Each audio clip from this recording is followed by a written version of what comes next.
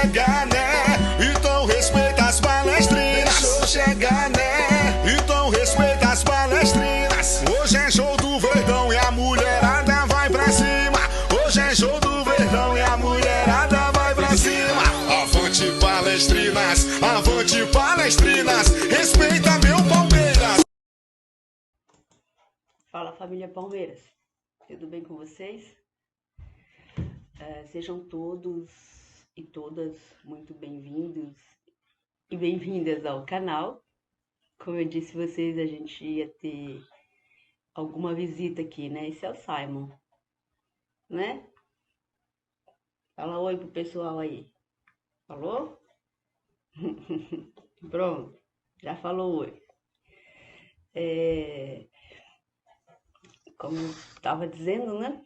Sejam todos e todas muito bem-vindas aqui ao canal Palestrinas em Campo. E hoje nós vamos trazer para vocês um pouquinho da história do futebol feminino no Brasil. Por que eu vou falar um pouco dessa história? Para a gente poder entender um pouco as diferenças que existem nas duas modalidades do futebol. Na modalidade masculina para a modalidade feminina, ok?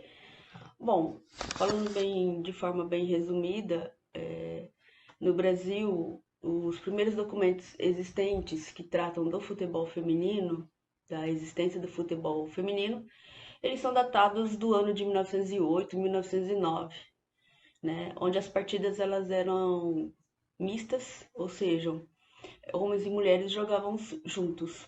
Eu acredito que nessa época havia mais homens do que mulheres nas equipes. A primeira partida que acontece entre duas equipes femininas, ela acontece em 1921 na zona leste de São Paulo, né, entre as senhoritas tremembenses e as senhoritas catarinenses. Esse jogo teve uma cobertura do jornal Gazeta, mas ele foi noticiado como uma atração de uma festa de São João, porque era mais ou menos assim que o futebol feminino era divulgado nessa época, né? Também ele era divulgado em circos, né? Como atração de circos. E aí vai ter o encarte do circo Irmãos Queirolo. A Anne deve colocar aí para vocês darem uma olhadinha como era o encarte, como era colocado o futebol feminino, né? Em 1940, o futebol ele é praticado nas periferias das cidades, né? Não é o futebol que a gente está acostumado a ver do masculino, né? Mesmo porque ela nem era considerada uma modalidade ainda, né? Do esporte. Então as mulheres praticavam jogando na rua junto com os outros meninos e não havia nenhum desenvolvimento de técnica ou de qualquer coisa assim, desse jeito, né? Desse modo. Mas já havia alguns times, né? De futebol. Tanto que na inauguração do estádio do Pacaembu, em 1940, eles levam um jogo, né, para fazer a inauguração do estádio. E as equipes que jogam são duas equipes que vêm do Rio de Janeiro, né, que é o Esporte Clube Brasileiro, que joga contra o Cassino Realengo do Futebol Clube. Esse jogo termina 2-0 para o clube brasileiro. Esse jogo foi noticiado pela imprensa, né, por jornais, e nós tivemos jornais que falaram bem, mas também tivemos jornais que falaram muito mal, tentando desqualificar, tentando minimizar a participação das mulheres nessa prática da modalidade. Também houve uma parte da sociedade da época que não aprovou, né, que as mulheres jogassem, essa interação das mulheres com o futebol. E aí juntou essa parte da sociedade que não aceitou, junto com a parte de alguns jornais que haviam escritores famosos que escreviam para esses jornais, juntaram dois segmentos da sociedade e começaram a fazer muitas críticas, né? Críticas negativas. Principalmente esses escritores renomados, eles escreviam essas críticas. E a intenção era realmente denegrir a imagem das mulheres no futebol. E tem um escritor famoso da época, de um desses jornais, que se chamava José Fuseira. Esse senhor, ele escreveu uma carta e foi endereçada ao presidente Getúlio Vargas. E essa carta chegou até Getúlio. E ele fazia duras críticas, né, nessa carta, às mulheres que praticavam, que tentavam, pelo menos, jogar o futebol.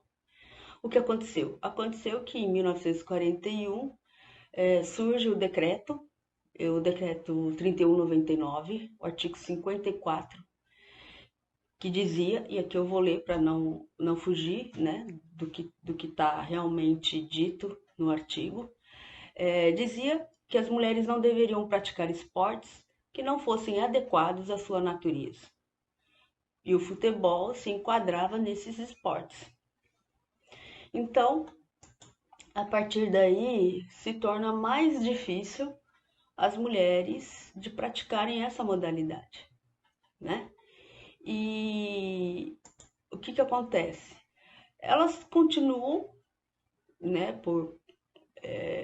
porque acho que é até da natureza da mulher, né? Não se dá por vencida.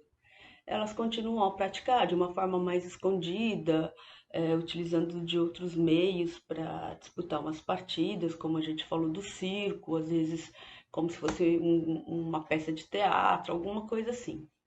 Só que aí em 65, já no governo militar, no regime militar, há uma alteração nesse decreto, né? E aí passa a redigir a seguinte forma, né? Para as mulheres que não deveriam praticar, eles alteram, né? Para que para as mulheres não se permitirá a prática do esporte que não fosse adequado à sua natureza. Então, só para vocês entenderem, o primeiro decreto dizia que as mulheres não deveriam praticar, não estava proibindo, elas não deveriam. Com a mudança, passa a dizer que para a mulher não será permitido a prática do futebol feminino. Então aí realmente vem a proibição para que as mulheres não possam jogar futebol. E por isso que se fala que o futebol feminino ficou 40 anos basicamente proibido de ser disputado, né? Por quê? Porque a proibição ela vai acabar em 1979, né? Quer dizer, foi em 41, depois veio a proibição realmente em 65 e em 79 essa proibição deixa de existir. E só em 83 é que a modalidade ela é regulamentada. E aí, sendo regulamentada, ela pode ser ensinada, praticada nas escolas. Aí pode ter equipes em clubes, né? Pode haver contratação de jogadoras, pode haver partidas realmente de futebol nos estádios, enfim. Só em 83, vamos dizer assim, que o futebol feminino no Brasil, é que ele começa realmente a existir. Então, uma diferença muito grande, né? Se pensarmos que em 70 o Brasil já era tricampeão mundial, né? Para 83 vinha a regulamentação da modalidade para as mulheres, é uma diferença muito grande de desenvolvimento do esporte, de desenvolvimento da modalidade, né? E aí após essa regulamentação é que começam a vir os times femininos, né? Os primeiros times, como o Radar no Rio Grande do Sul, o SAAD em São Paulo, o Juventus também em São Paulo. E só em 88 que a FIFA realiza um Mundial feminino, mas é um Mundial em caráter experimental, né? Então, em 88 vem o primeiro Mundial em caráter experimental, sendo que em 86 2 anos antes, já estaríamos disputando a 13ª Copa no futebol masculino. Então vocês estão percebendo como é distante, né? Como é desigual o desenvolvimento nas duas modalidades, né? E por que eu trouxe um pouco desse resgate histórico para o canal agora? Porque eu penso que para a gente gostar de algo, a gente tem que conhecer um pouquinho. E eu trouxe o resgate justamente porque eu não quero aqui ver mensagens denigrindo o futebol feminino. Eu não quero que aqui seja o espaço que aquele jornal lá de antigamente fizeram com o futebol feminino e com as atletas que praticam a modalidade. Há diferença do futebol feminino para o futebol masculino? Sim, há diferença sim. E as diferenças são gritantes. E nós temos que levar isso em conta. Quando você assistir ao futebol, uma partida de futebol feminino, você tem que levar em conta que por mais de 40 anos, praticamente, nós somos proibidas de praticar. Se você pegar lá de 1900 a 1908 a 1983, quando é regulamentada a modalidade, são 80 anos. Praticamente. Quase 80 anos. Olha o tempo que a gente levou para que tivéssemos o direito de praticar a modalidade. Então, as categorias de base que hoje existe, a base do Palmeiras, que está dando frutos aí, que a gente está vendo, os garotos, Hendrick, Luiz Guilherme, o Danilo, o menino, eles já nascem com a bola no pé e já vão para a escola, já vão para a base. As meninas não, elas não têm esse espaço. Não tinham esse espaço. Agora vai passar a ter. Alguns clubes, alguns anos atrás, já começam a investir na base do feminino, mas são pouquíssimos. Palmeiras é um grande time que não tem uma base para o feminino. Não existe. Então é por isso que eu trouxe esse resgate histórico, para vocês entenderem que o desenvolvimento do masculino para o feminino, a diferença é gigantesca. É um abismo enorme. É só eu vou trazer agora para o Palmeiras, pega o CT que o masculino treina, todas as condições que ele tem para treinar, e você pega lá onde as meninas treinam em Vinhedo. Não tem comparação. Entende? Então não tem como exigir que elas tenham o mesmo grau de perfeccionismo que o masculino tem, porque não vai ter. Nós estamos muito atrás do masculino e vai demorar um tempo até a gente conseguir reverter essa situação. Isso se os clubes continuarem investindo. E não fazer esse investimento simplesmente porque estão sendo obrigados pela Conmebol, pela FIFA, pela CBF. Que nós vamos falar disso também. Então, é por isso que eu trouxe esse resgate, para vocês entenderem que agora, 3 anos, 4 anos, é que o futebol feminino começa a ter mais visibilidade. A própria TV começa a passar mais jogos.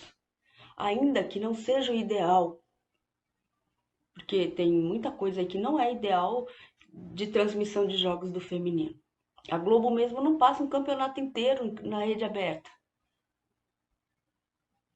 Ela passou no Sport TV. Mas quando foi a final do Paulista, por exemplo, aí ela trouxe para o canal aberto. Mas o dia que ela quis é a hora que ela quis. Então, tem muita coisa que a gente precisa melhorar. E tem muita coisa que você, torcedor, precisa ver, precisa entender, precisa enxergar para na hora de ir lá dar a sua opinião, não fazer aquilo que aqueles jornais fizeram um tempo atrás. De denigrir essas atletas, o seu futebol. Tem atleta que não vive do futebol. Tem atleta que treina, mas tem um outro emprego. porque é outro emprego que banca ela, banca a família dela. Então tudo isso tem que ser levado em conta. Tem clubes que não têm a mínima infraestrutura, às vezes não tem nem chuteira para jogar. Assim como também acontece no masculino, nós sabemos disso. Mas para o feminino é muito pior, muito pior. Então o que eu peço para vocês, depois de trazer um pouco desse histórico, olhe com mais carinho para o futebol feminino. Não cobre tanto, não seja tão exigente com as meninas, porque elas não têm a mesma preparação que o masculino teve e tem, infelizmente.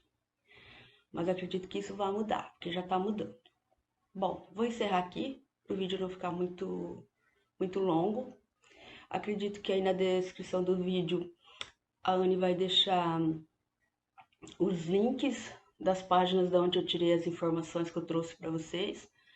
Se tiver um tempinho, entrem lá, leiam, porque é muito legal os dois textos que estão lá. É muito legal de ler, trazem informações muito bacanas, que eu não consegui trazer tudo aqui, porque senão o vídeo ficaria muito grande. E eu já passei, né? Já tô 6 minutos aqui a mais do que o que a gente combinou de tamanho de vídeos, mas não tinha como não fazer assim, ok? Espero que vocês tenham gostado. Deixa seu like, se inscreva no canal, aperta aí o sininho para receber as notificações dos novos vídeos. E já o próximo vídeo a gente já começa a entrar dentro do futebol feminino da Sociedade Esportiva Palmeiras, ok? Tenham todos uma semana abençoada e muito produtiva. E eu espero vocês no próximo vídeo, ok? Avante, palestrinas! Hoje eu vim te apoiar.